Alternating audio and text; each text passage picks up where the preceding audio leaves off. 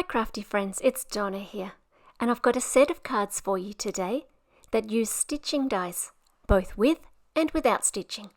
If you're new to the channel, welcome.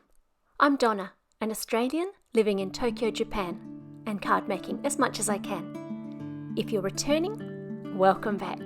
Today I'm using a couple of flower stitching dies from Paper Rose Studio, and we're going to use both the positive and negative spaces from these dies. I really enjoyed making these. For most of the stitching I used 2 strands of thread. Some of the holes ended up getting used for many stitches, and I didn't want to push it with making the thread too thick. Rather than tie off at the back, I've just taped my thread to the back of the flower and started stitching. You can push the holes out before you start if you like, but I tended to just do it with my needle as I went.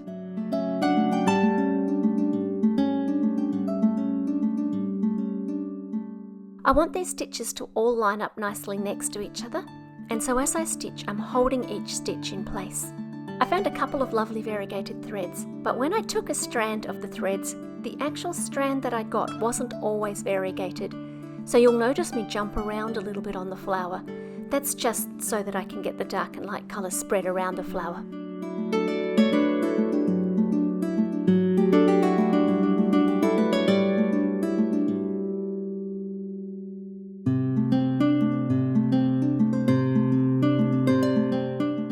I worked in from both sides of the petal and made the central stitch the final stitch, so that it would line up and sit nicely.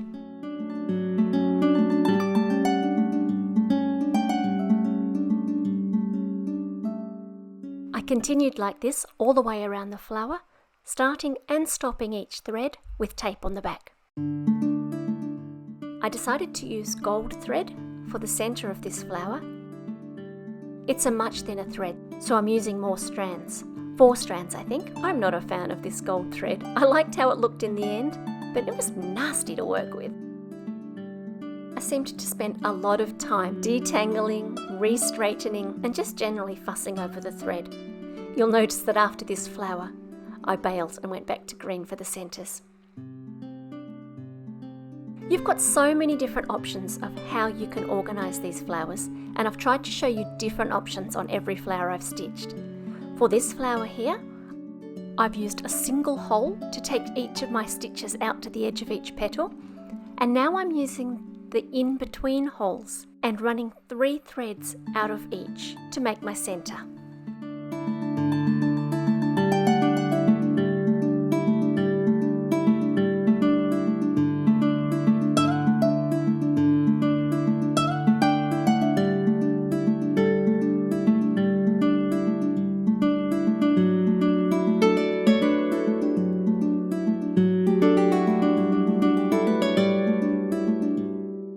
If you want your stitching to be more evenly spread around the flower, you can do what I've done on this second flower and use all of the central holes, splitting which ones you go to for each of them. This time for the centre, I've come up each of the central holes and stitched down into the hole which is opposite but one to the left, and also opposite but one to the right. Then I've turned it a hole and repeated that. A little bit like the old spirograph when we were kids.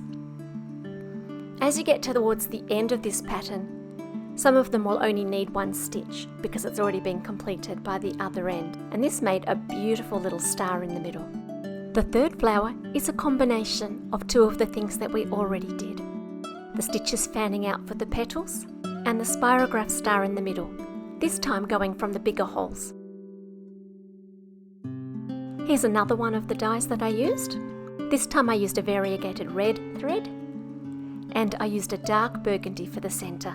You can see that I split the petals across the centre holes, taking about 5 from each petal into that central hole between the 2 petals, so that the thread fans out beautifully across the whole flower. I made a different centre again, which I thought I'd show you, this time using 3 strands and working from the centre holes outwards. That's enough sewing for now. Let's make some cards. I'm going to use the Happy Stitches papers for some of these, because they've got some beautiful bright stripy papers that I think will be perfect with these stars. There are also lots of fun stitched designs, but I didn't get to use those this time. A beautiful big feature like our stitched flower doesn't need much more. So I'm going to cut a few stripes of this warm coloured paper and also a thanks die. The white thanks stands out beautifully against the stripy colours, but not so well against the white, which is why I've cut 2 layers of white and 1 of burgundy, and I've offset the burgundy layer just very slightly, and that just gives a whole lot of definition to the sentiment here.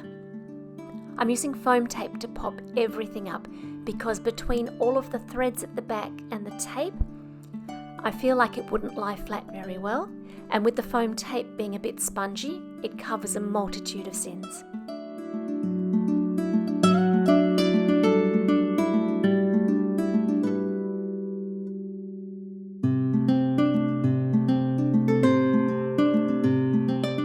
I said we were going to be using both the positive and negative spaces for these.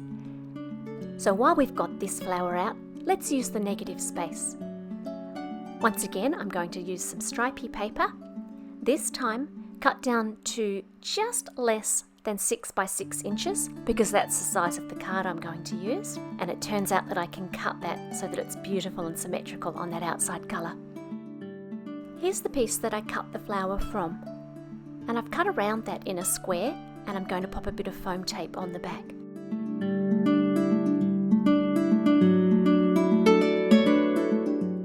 Then it's just a matter of layering that all together and adding a sentiment.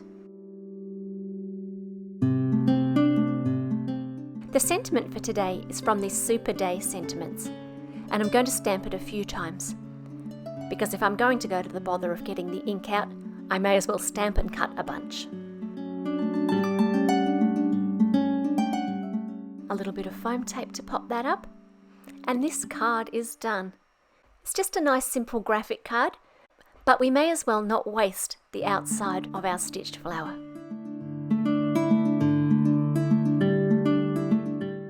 Let's make a slimline card next. You can see what a difference having a different background paper makes. Today I've chosen to go with this Eucalyptus Dance watercolour look paper.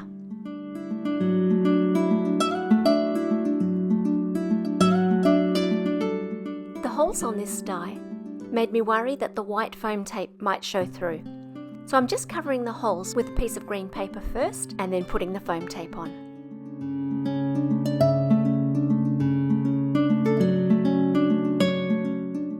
I'm using one of the Rainbow Poppy's Happy Birthdays, and then once again just popping everything up with foam tape. You've seen me do it already this video.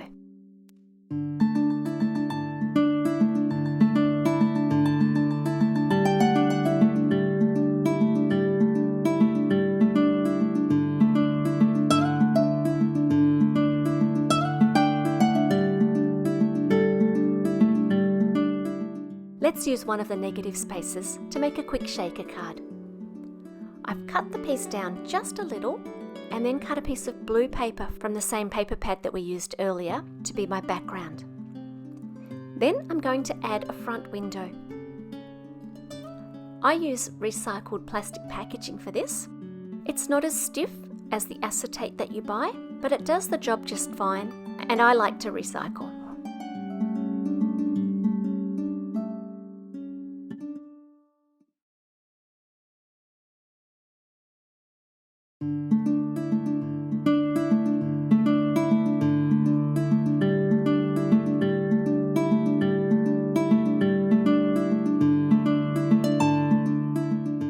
Next, we need to use foam tape to make the walls all around our open shape.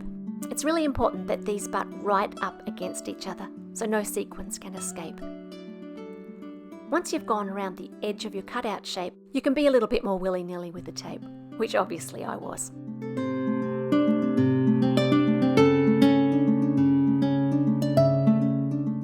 Then onto the shaker mix. Did anybody else used to love pulling sequins apart by sliding them between your fingers when they were a kid? I'd forgotten completely about doing that until I was playing with this mix.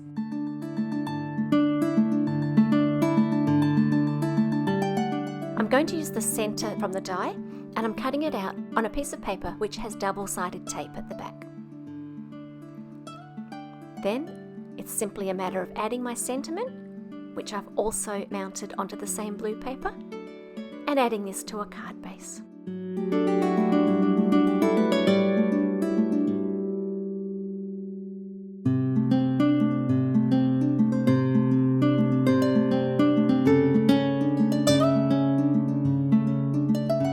That's the end of the cards that I had in the pictures at the front, but I've got a sneaky little 50-second bonus card for you. This uses the Stitching Frames die, and I'm going to make a Christmas ornament by stitching horizontally across the shape and adding a little cross where the pokey out bits, that's the technical term, are on the side.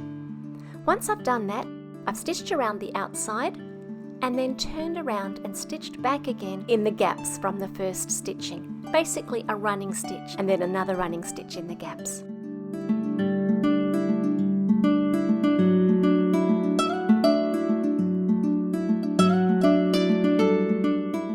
And here we go.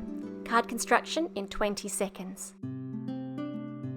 I've used the Slimline Stitching Borders die to cut some holes in the coloured stripes on this paper, and then we're going to layer up nice and symmetrically from the outside in.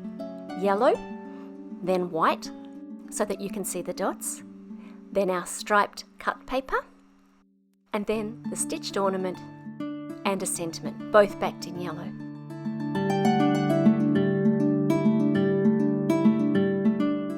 I'm going to leave you with some photos of the finished cards, as well as a few family shots of them. Feel free to like and subscribe if you'd care to, and I will be back soon with more cards. Bye for now.